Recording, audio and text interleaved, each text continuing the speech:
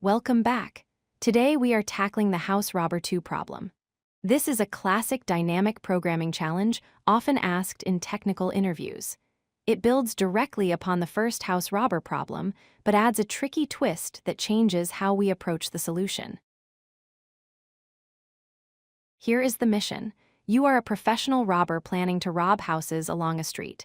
Each house contains a specific amount of money. However, there is a catch. Adjacent houses have connected security systems. If you rob two adjacent houses on the same night, the alarm will trigger. Your goal is to maximize the total money you can steal without getting caught. The major difference in this variation is the layout. The houses are arranged in a circle. This means the first house is the neighbor of the last house. This circular arrangement introduces a new constraint. You cannot rob both the first and the last house together because they are now adjacent. In the standard linear version, the first and last houses are far apart, so you don't worry about them conflicting. But here, the circle connects them. If we just apply the standard logic from left to right, we might accidentally select both the start and the end, violating the security constraint. We need a strategy to break this circle. The best way to solve a circular problem is to break it down into linear problems we already know how to solve. We can split this into two separate scenarios. Since we cannot rob both the first and last house, we either exclude the last house or we exclude the first house. The answer will simply be the maximum result of these two scenarios. Let's look at case 1. We simply ignore the last house entirely. By removing it from consideration, the circle is broken.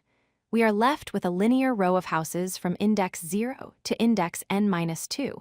We can now safely run our standard linear house robber algorithm on this range. For case 2, we do the opposite. We ignore the first house.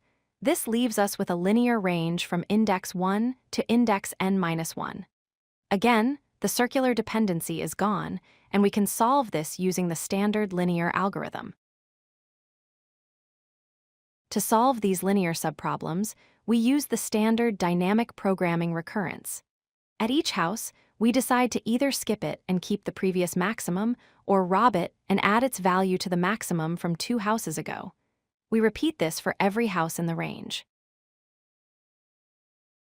Here is how the code looks in Python. We handle edge cases first, like an empty list or a single house. Then, we call a helper function, robLinear, twice. Once for the array excluding the last element, and once for the array excluding the first element. Finally, we return the larger of the two results. The time complexity is big O of n. We essentially run the linear scan twice, which is still linear time. The space complexity is big O of 1, because we only use a few variables to store our previous maximums, rather than creating a full dynamic programming array. To wrap up, remember that circular array problems can often be solved by breaking the circle at different points. By considering the two cases, one without the start and one without the end, we convert a complex circular problem into two simple linear ones. If you like this video, hit that like button and don't forget to subscribe. Visit codelucky.com for more such useful content.